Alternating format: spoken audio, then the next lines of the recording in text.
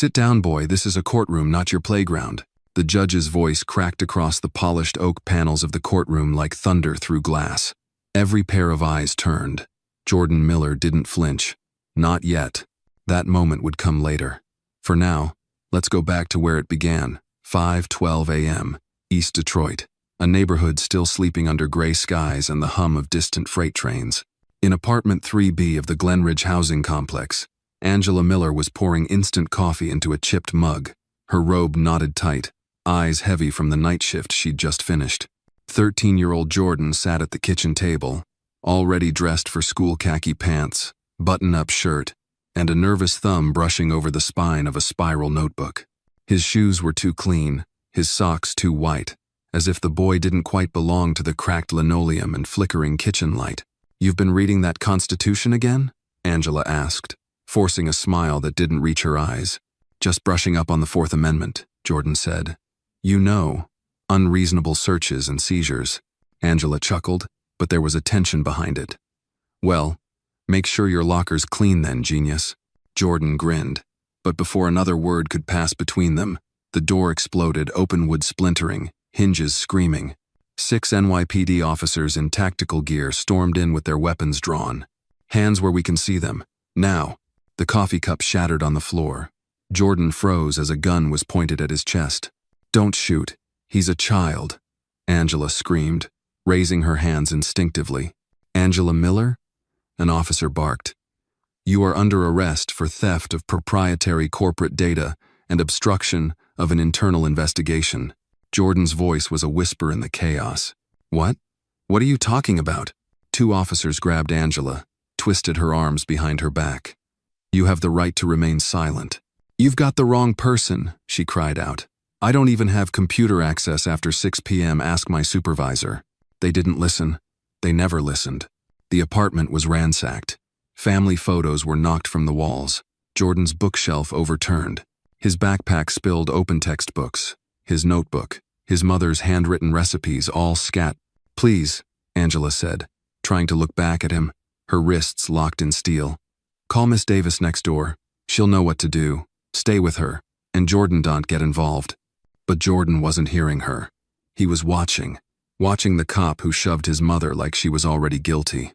Watching the white sergeant murmur to another, "They're all the same. Welfare queens in business suits." His mother had never taken a dime of welfare in her life. As the door slammed shut behind them, the silence screamed. A silence too loud to ignore. A child left behind, but not broken. If this moment moved you, tap the like button to stand with every mother who's been silenced, and every child who's been told to stay out of it. And tell us in the comments, where are you watching this from? Because somewhere near you, another Jordan is taking notes. And he deserves to know he's not alone. Jordan stood there in the middle of the wreckage.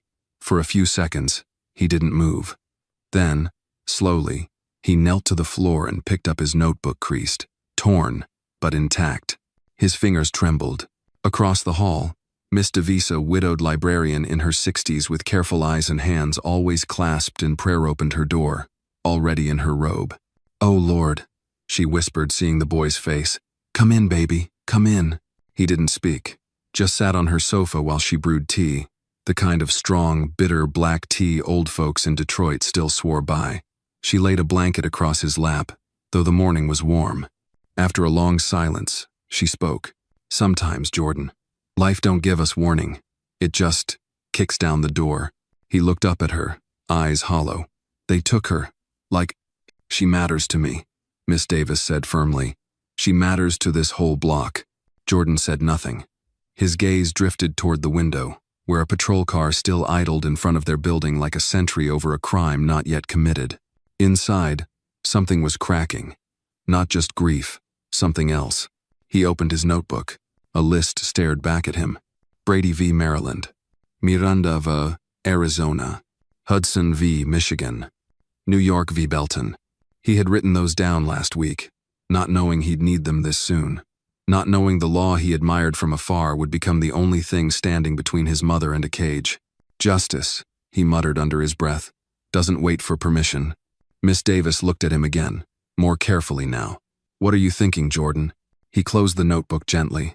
looked her square in the eye. "I'm going to find out who set her up, and I'm going to make them listen."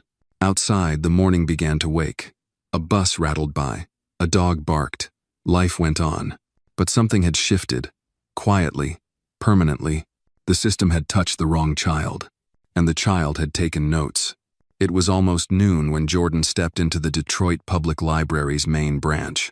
The city hummed just beyond its wall sirens, car horns, the hum of construction, but inside, all was silence and shadow. Marble floors reflected the soft light of early afternoon through the tall arched windows, and every movement echoed faintly beneath the high domed ceilings. He had skipped school, again. Miss Davis hadn't tried to stop him. After making sure he ate something, a leftover turkey sandwich and an apple from her fridge, handed him a bus pass and simply said, "Go on, do what you need to do. But Jordan, stay smart." And now he was here, a 13-year-old boy in khakis too long and sleeves too short, moving through the law section like it was a battlefield he already knew by heart. The shelves stretched tall, their leather-bound volumes too thick for most adults, let alone a child. But Jordan wasn't just any child, and these weren't just any books. He dropped his backpack at a corner table, pulled out his spiral notebook, and opened a thick volume of federal criminal procedure. His pen moved quickly, deliberately, copying statutes with small, perfect handwriting. "Don't you kids have school today?" a voice asked. Jordan flinched. A woman in her 50s, sharp glasses, gray sweater set, and a name tag that read Ramirez, stood over him with a stack of books in her arms. Her tone wasn't hostile, but it wasn't exactly warm either. "I had a family emergency," he said, not looking up. She studied him for a moment. "That's a heavy read for a school project." "It's not for school," he muttered. "And you're not here for mischief?" He finally looked up. His voice was flat, but steady. "Do I look like someone who came here to cause trouble?" She didn't answer immediately. Instead, she reached into her tote and placed a granola bar and a bottle of water beside his notebook. "Well, since you're not here for trouble, hydrate and don't skip meals. That brain of yours looks like it burns through energy faster than a race car." He blinked, then gave the smallest nod of thanks. Over the next hour, she didn't bother him again, but she watched as he worked through 2 volumes on evidentiary standards, paused to consult an online legal database, and flipped through Supreme Court precedents with the speed and confidence of someone who knew what he was looking for. When she finally approached again, her tone had shifted. "My brother," she said quietly, "was locked up in '87. Stolen car, they said. He was home with me all night, but no one cared what we said. Records went missing. Witness disappeared. He served 5 years before someone found a fingerprint report that had been buried." Jordan looked up. "They make it hard on us," she said. "Especially when we don't have money or the right shade of skin. That what you're here for?" He nodded. "Your mom?" "Yeah. They took her. Said she stole company data. But she didn't. She wouldn't even know how. Someone planted it. Her boss, Vincent Halle's, the one who said she did it.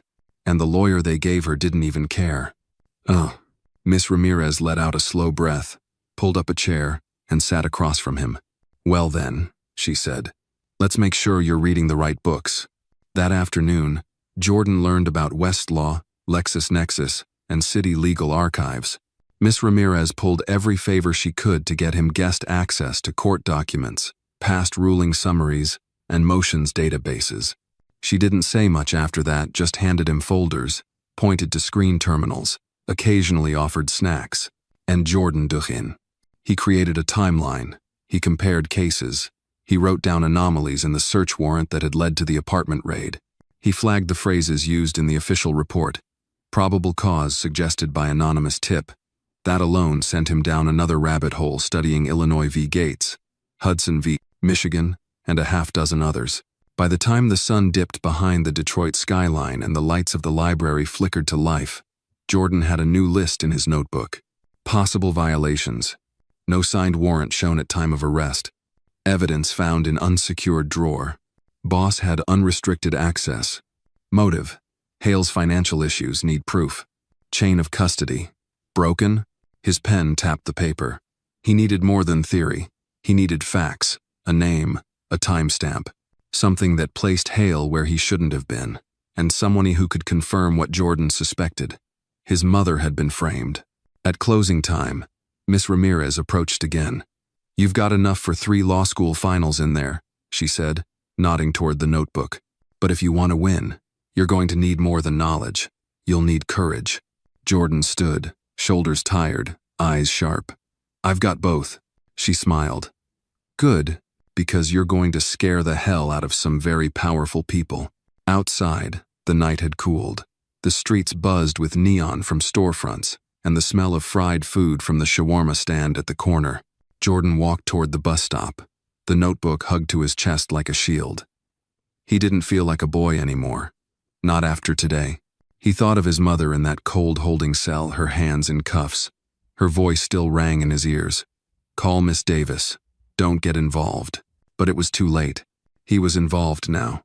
And this time, the system would have to listen. The next morning, the legal aid office smelled like old paper and desperation. Jordan sat on a plastic chair outside room 302, his notebook balanced on his lap, waiting for someone to talk to him. He'd been sitting there for over 2 hours, surrounded by adults pacing, whispering, cursing softly into phones. The place felt like a hospital with no healing, only diagnoses and deadlines. Jane Flannery finally emerged from the room, her eyes glazed with exhaustion and a half-eaten bagel in one hand. She looked straight past Jordan until he stood up and said, "Miss Flannery, I'm Angela Miller's son. I need to talk to you." She sighed audibly, clearly annoyed. "I don't have time for this, sweetheart. Your mom already has counsel. You're her counsel." "Exactly," she muttered, brushing crumbs from her blouse. "Which means I have 6 more cases stacked before hers. If you've got something helpful, write it down and give it to the clerk." "I have evidence," Jordan said, lifting his notebook. "Proof that the warrant was faulty and that her boss had motive and access." She blinked. "What?" He opened the notebook to the diagram he'd drawn his mother's desk location, the proximity to the file room, Hale's office, the list of times when Vincent had stayed late. He showed her notes from Hudson v. Michigan and Gates, annotations on the flaws in chain of custody and evidence handling. Miss Flannery glanced, then frowned. "You're just a kid. You shouldn't be reading this stuff." "But I am," he replied calmly. "And my mother's in jail because no one else is." She crossed her arms, defensive now. "Look, I've seen hundreds of cases like this.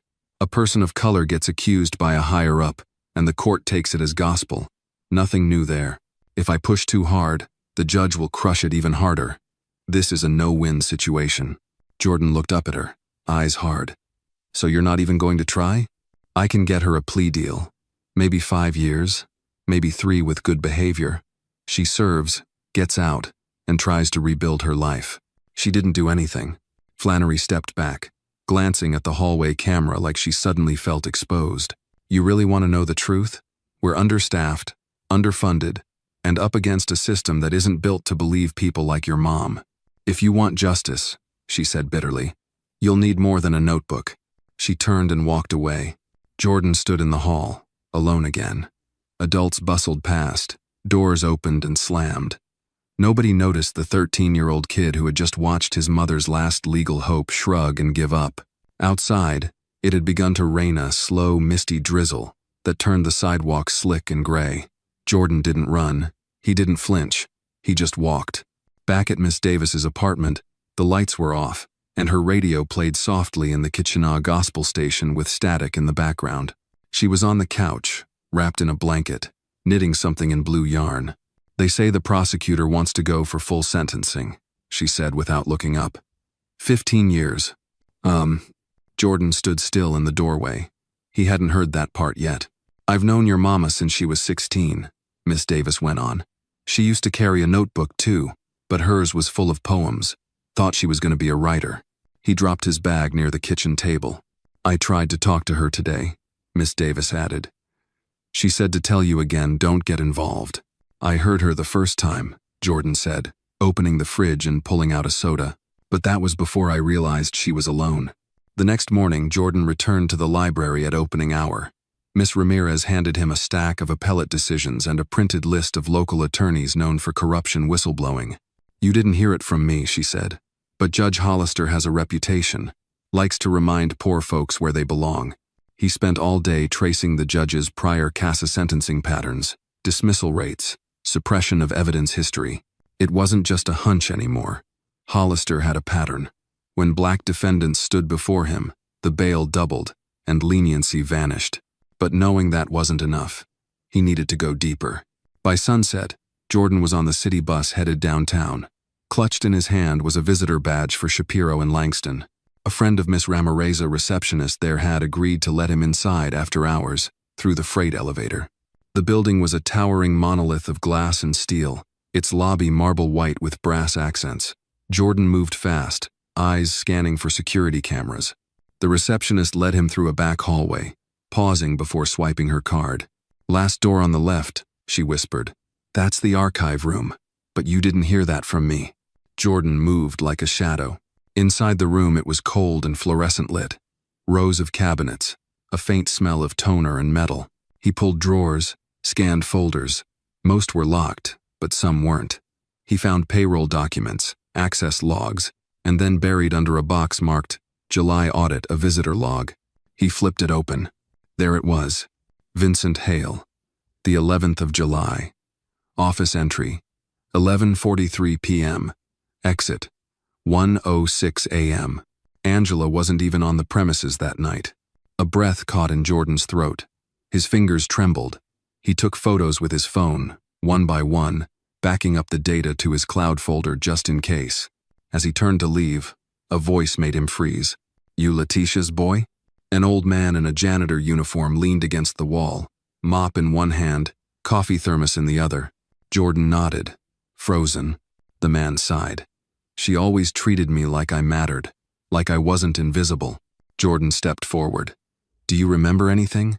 From the night before she got arrested?" The janitor scratched his chin. "Yeah, I saw Hale. He looked nervous, stuffing something in his briefcase in the file room. Didn't see me watching."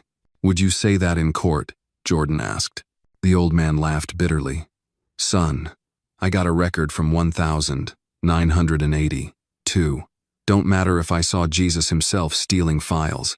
Nobody gonna believe me over a man like Hale." Jordan's voice was quiet, firm. "I would." The janitor stared at him a long time, then said, "Name's Walter. If you need me, I mop the 12th floor." Jordan stepped back into the night, his notebook now heavier, not from paper, but from promise. He didn't know how yet, but the path was forming, and his mother would not be forgotten. Not on his watch. The courtroom smelled like old wood and cold sweat.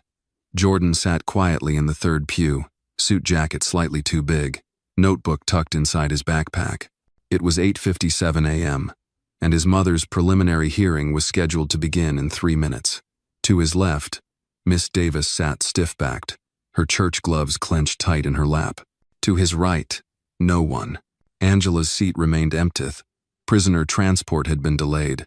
At the front, Judge Hollister adjusted his glasses and shuffled some papers. A man of stiff posture and stiffer morals, he looked like someone who had never laughed without permission. Across the aisle, Vincent Hale sat with the prosecutor, straight-faced and smug. Jordan's stomach twisted. That man had ruined his mother's life, and nobody in this courtroom seemed to notice or care. The door at the back creaked open. Angela Miller entered in handcuffs, escorted by 2 deputies. Her orange jumpsuit hung awkwardly on her thin frame. Her eyes swept the room and found Jordan. For a second, just a second, something softened in her expression, then hardened again. She mouthed, "Go home." He didn't blink. Flannery was already at the defense table, flipping through documents with little urgency. She barely looked up when Angela sat beside her. The judge cleared his throat. "Court is now in session." The bailiff called the case. The prosecutor rose, a tall, balding man named Harris, with the voice of someone who enjoyed being listened to. He laid out the accusations like a grocery list: unauthorized access to company files, evidence tampering, breach of trust. Angela's name sounded foreign in his mouth, like a label pasted onto a bottle he had no intention of drinking from. Flannery's rebuttal was thin. She requested a delay. The judge denied it. She asked to lower bail. Denied again. Hollister finally leaned forward, peering down at Angela. "Do you have anything to say, Mrs. Miller?" Angela opened her mouth, then paused. Her jaw tightened. "I'm not guilty, Your Honor." Hollister smirked, tapping his gavel lightly on the bench. So noted. Bail remains at $25,000. Trial date set for 3 weeks from now. Jordan's blood boiled. He stood up. Flannery turned, whisper shouting, "Sit down, boy." But it was too late. "Your Honor, that evidence was planted." Jordan's voice cracked through the wood-paneled room. Everyone turned, attorneys, officers, even the stenographer. Hollister blinked, surprised. "Who are you?" "I'm Jordan Miller. That's my mom, and I have proof." The room held its breath. Hollister frowned. "This is a courtroom, not a sandbox. Sit down or I'll hold you in contempt." But Jordan didn't move. His voice grew firmer. "Vincent Hale had access to the files. My mom didn't. I have security logs, visitor records, and a witness." Flannery buried her face in her hands. The judge's jaw clenched. "Mr. Miller, I also have inconsistencies in the chain of custody." Jordan pushed on. "Project Elevate's audit was never verified. 2 of the vendors don't even exist." Gasps rippled through the benches. Hale turned pale. Hollister slammed his gavel. "Order." Jordan's voice cut through. "Why are you afraid of the truth?" Silence. Then, Hollister said coldly, "Approach the bench." Jordan stepped forward, notebook in hand. Flannery scrambled after him, whispering frantically, "What are you doing? Are you insane?" "No," Jordan said. "I'm tired." The judge looked down at him. For a moment, something unreadable passed between them, a flicker of challenge, of recognition. "Give me that notebook," Hollister ordered. Jordan handed it over. The judge skimmed through it. Handwritten notes, citations, legal references, highlighted case law, security logs printed and stapled to pages. He looked back at Jordan. "Where did you get this?" "I studied. I read. I asked question." "No," Hollister said, voice low. "I mean, where did you get the logs?" "I made a friend in the building," Jordan said. "Someone who sees things no one else does. A janitor." Hollister's eyes narrowed. Hale stood abruptly. "This is absurd. You can't accept evidence from a child." Hollister raised a hand to silence him, then turned to Flannery. "Counselor, did you know about this?" Flannery stammered. "Your Honor, I was not informed." "Of course not," Jordan muttered it. The judge sat back, tapping the edge of the notebook. "The material is incomplete, uncertified, possibly inadmissible. But it's true," Jordan said. "And truth," Hollister said slowly, "is only one part of law." He paused, then looked to the bailiff. "Take the boy into temporary custody. I want to speak with him privately before I decide whether this circus continues." The courtroom erupted. Miss Davis stood in protest. Angela shouted, "No, don't you touch him." But the deputies were already approaching. Jordan didn't resist. As he was escorted out, he turned back to his mother and said calmly, "I'm not done. I swear, I'm not done." The holding room was small, sterile, and humming with fluorescent light.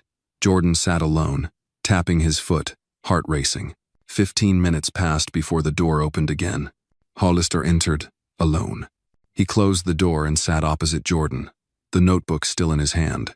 "You want to know what I think?" he said quietly. Jordan nodded. "I think you're brilliant," the judge admitted. "I also think you're reckless." "She's my mom." "I don't care," Hollister said sharply. "Your emotion clouds your judgment. That kind of thinking gets cases thrown out." Jordan leaned forward. "Then teach me how not to fail." The judge froze. "I'm 13, Jordan said, voice steady. "I don't know everything, but I know how to learn. If this court cares about truth, then help me bring it out." The silence between them stretched. Then, quietly, Hollister sighed. He glanced at the notebook again. "I'll review the evidence formally, but if you're wrong—" "I'm not," Jordan said. "Check page 15. The judge flipped to the marked page. There it was. The audit log showing Hale's midnight access to the system, the absence of Angela's badge data, the signed security memo never filed. Hollister stood slowly. "Your mother's trial remains on the docket, but I'll issue a subpoena for Hale's access records and open an evidentiary hearing." Jordan breathed out, his fists slowly unclenching. The judge walked to the door. "You're not a lawyer yet, boy, but maybe one day." As the door shut behind him, Jordan whispered under his breath, I'm not waiting for one day. He sat back in the silence, knowing something had shifted. For the first time since the arrest, the system had blinked. And it wouldn't be the last. The next morning broke over East Detroit with a pale gray light that leaked through smudged apartment windows. In Unit 3B, Miss Davis was pouring oatmeal into 2 chipped bowls. Jordan sat at the small kitchen table, his notebook now worn at the corners, the weight of yesterday's courtroom blaze still simmering in his chest. "You've stirred up a hornet's nest," Miss Davis muttered, sliding a spoon toward him. "Judge called your little outburst a procedural complication on the news last night." Jordan didn't answer. He was busy sketching out a flowchart of the company's chain of custody for Project Elevate. A fresh subpoena had been issued overnight, seen the update on the court's website. Hollister was no longer pretending this was a closed case. "I need to find Otis," Jordan finally said. "The janitor?" Jordan nodded. He saw Hale, said something about files being moved, but I need more something only someone invisible could have seen. Miss Davis looked skeptical. "That man's been mopping floors longer than you've been alive. Doesn't mean he's going to risk his pension for you." He won't have to. I just need to talk to him." By 10 o'clock, Jordan was standing at the back service entrance of Stratton Towers, backpack slung over his shoulder, notebook tucked close like a Bible. The security guard looked up with a grunt. "You again? I need to talk to Otis. He's on level 2, break room." Jordan made his way through the concrete halls and found the break room, tucked between a janitor's closet and an ice machine. Otis was there, sitting on a folding chair, sipping hot coffee from a styrofoam cup. He wore blue coveralls and a tired face that had seen too much for too long. "You came back," Otis said without looking up. "I need your help," Jordan replied. "There's a record in the audit log showing Hale was in the system after hours, but it's not enough. I need something visual, physical, anything." Otis stared at him, eyes unreadable. "You know how many kids come through this building? You think you're special?" "No," Jordan said. "I think my mom's innocent, and that makes me desperate." Otis leaned forward. "You remind me of someone. Back in '85, there was a kid named Langston, years old. His dad got locked up on a weapons charge. The whole block said he was guilty, but Langston wouldn't stop digging. Took him 2 years, but he got his pop out. Kid ended up at Howard, became a public defender." Jordan's throat tightened. "What happened to him?" Otis shrugged. "Cancer took him 3 years ago, but people still remember what he did." Silence. Then Otis reached into his pocket and pulled out a crumpled photo. It showed a security cart parked in front of the executive suite after hours. In the background, a shadowy figure Hale was holding a USB stick. The date stamp was 1 day before Angela's arrest. "Where did you get this?" Jordan asked. "I'm not blind, kid," Otis said. "And some of us don't forget what justice used to mean." Jordan took the photo with trembling hands. "Can I use this?" Otis leaned in close. "You didn't get it from me, and if anyone asks, I was cleaning up a coffee spill on the 4th floor." Jordan nodded, the weight of the moment sinking deep. Back home, Jordan scanned the photo and matched the timestamp with the building's entry logs. It lined up perfectly. More than that, it disproved Hale's testimony that he hadn't entered the executive suite after hours. He uploaded everything into a digital folder labeled Hollister, Phase 2. That night, as streetlights buzzed and Angela slept alone in a county cell, Jordan stood at the window and looked out over the city. His world had gotten bigger and uglier, but so had his will. The next morning at school, he walked past the cafeteria, ignoring the kids who still whispered about the courtroom boy. He had no time for them. In the library, he met with Ava James, the sophomore editor of the school paper. "You sure you want to go public with this?" she asked. "I want eyes on the trial," Jordan said. "All of them." Ava nodded. "Okay. Give me your sources, I'll write it up clean." He hesitated, then handed over a USB. "Redact what you need to, but make sure they know what Stratton did." Back at the courthouse later that afternoon, Judge Hollister called for a private pre-trial evidentiary session. Jordan waited outside the chambers, seated on a worn bench beside Flannery, who now eyed him with cautious respect. "I don't like being blindsided," she said quietly. "I don't like being ignored," he replied. Before she could answer, the door opened. Hollister stepped out, holding the photograph. His face was unreadable. "Where did you get this?" he asked. "I found it," Jordan said simply. You know, chain of custody on this is questionable, but it lines up with the logs. Hollister studied him. I've reopened the record. Hale's credibility is now in doubt. I'll be calling him in for a closed deposition. Jordan didn't smile. He only nodded. Flannery spoke next. Will the charges against Angela Miller be dropped? Not yet, Hollister said, but we're no longer assuming guilt. Then he paused, lowering his voice. What you've done here, son, it's not normal. I'm not trying to be normal, Jordan said. I'm trying to be right. The judge left without another word. As Jordan exited the courthouse, the sun was beginning to set, casting gold across the stone steps. He felt a shift, not victory, not yet, but a turn in the tide. Back home that evening, Miss Davis handed him a bowl of stew. You're making waves, boy. Jordan looked at her, quiet for a beat. Then, almost in a whisper, he said, They taught me to respect the system, but no one told me what to do when the system stops respecting us. Miss Davis didn't respond. She only reached over and placed a hand on his, warm and worn. Outside, Detroit hummed with the noise of tired engines and streetlights flickering awake. And in a second-story apartment on Glenridge Avenue, a boy sat with a bowl of stew and a notebook full of fire, preparing for the next battle. Jordan didn't sleep that night. He sat at the small table near the window, his spiral notebook open, the city outside still humming. His pen moved restlessly across the page, not because he knew what to write, but because the weight in his chest had nowhere else to go. Somewhere between fear and hope, the silence of 3B Glenridge housing had never felt louder. Otis's photo still glowed on the cracked screen of Miss Flannery's tablet. A time-stamped image of Lawrence Hale entering the server room at 8:47 p.m. on the very night Angela Miller was accused of tampering with data. Hale, alone, with no scheduled access and no authorization logged. It was grainy, but clear enough. And it wasn't just a mistake. It was intent. The next morning, Jordan and Flannery met in her office, a cramped, converted supply room on the third floor of the public defender's building. The walls were covered in post-it notes and court orders. She handed him a steaming mug of coffee, mostly milk, little sugar. Is it enough? Jordan asked, barely above a whisper.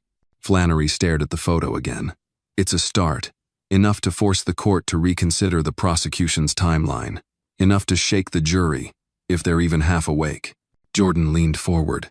You're not sure. I'm never sure, she admitted. But that's not the point. What matters is what we do with what we have. That photo, Jordan, it's not just a clue. It's a thread. If we pull hard enough, it might unravel something bigger. At noon, they met with Otis in the janitor's lounge of a storage space with a folding chair and a coffee machine from 1994. Otis sat with his work boots crossed, eating a turkey sandwich he'd packed in wax paper. I knew something didn't smell right, he said between bites. Hale was always the kind of man who never looked anyone like me in the eye. You know, the type smiles with his teeth, not his eyes. Flannery placed the printed photo on the table. We'll need you to testify, if you're willing. Otis took a long breath. Ain't never been one to stand in front of a crowd. But for Angela, and for that boy, he looked at Jordan. I'll speak.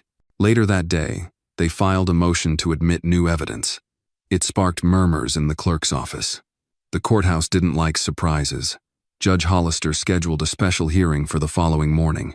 That night, Jordan and Otis sat on the steps outside the courthouse.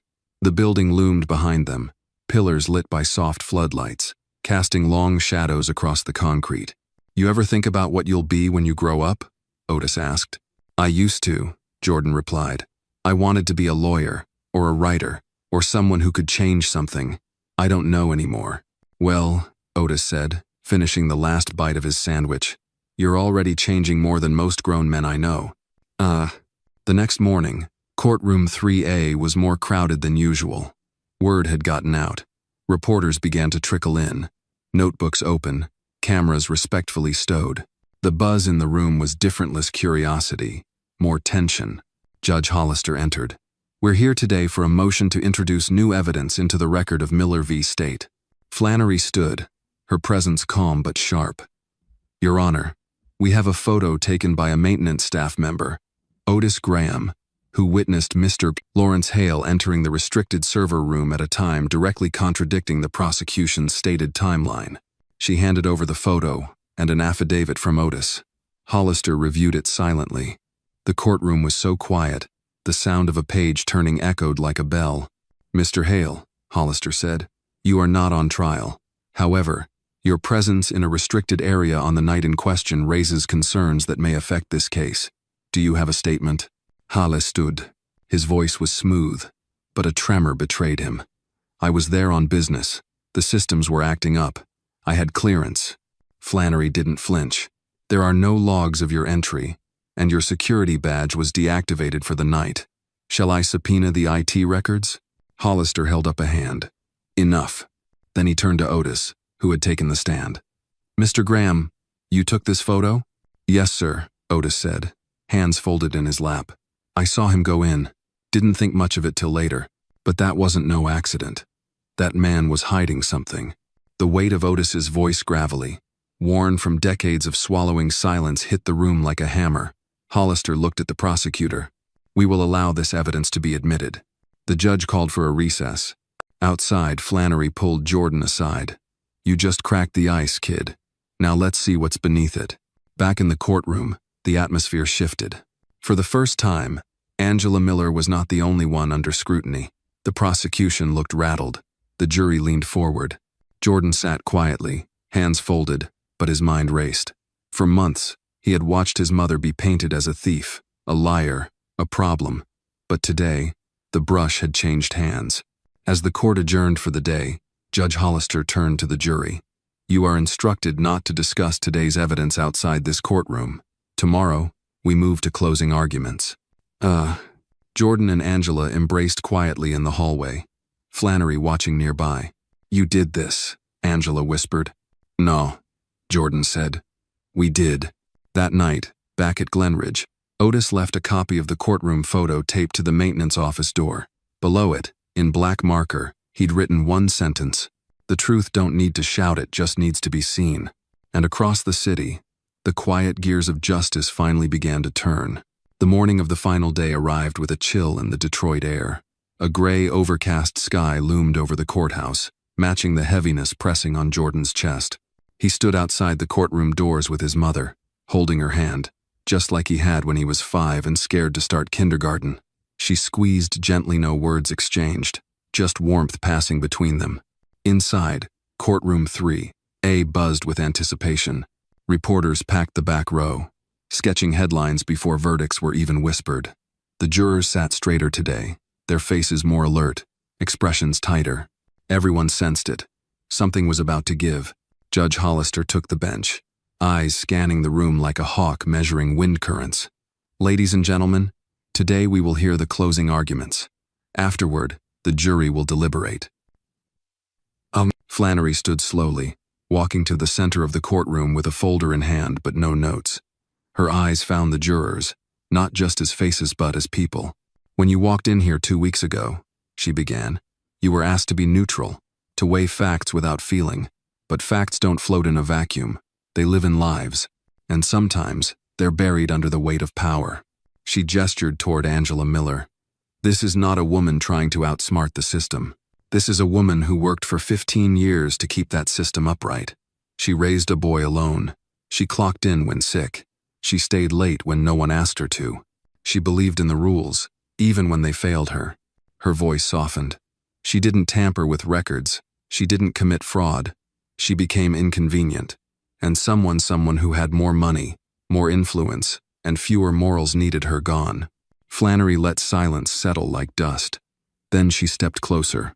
"Otis Graham is not a lawyer. He's a janitor. But he noticed what others missed. He saw the moment that breaks this case wide open, and he had the courage to speak. Ask yourselves, if he had stayed silent, where would we be?" She paused, gaze heavy. "Justice doesn't shout. It waits. And when the right person listens, it rises." Flannery sat down. Jordan exhaled without realizing he'd been holding his breath. Then came the prosecutor, stern, sharp-suited, and visibly irked by the shift in tides. "Ladies and gentlemen," he began, "do not be misled by emotion. Do not be distracted by a photograph taken by someone with no technical knowledge.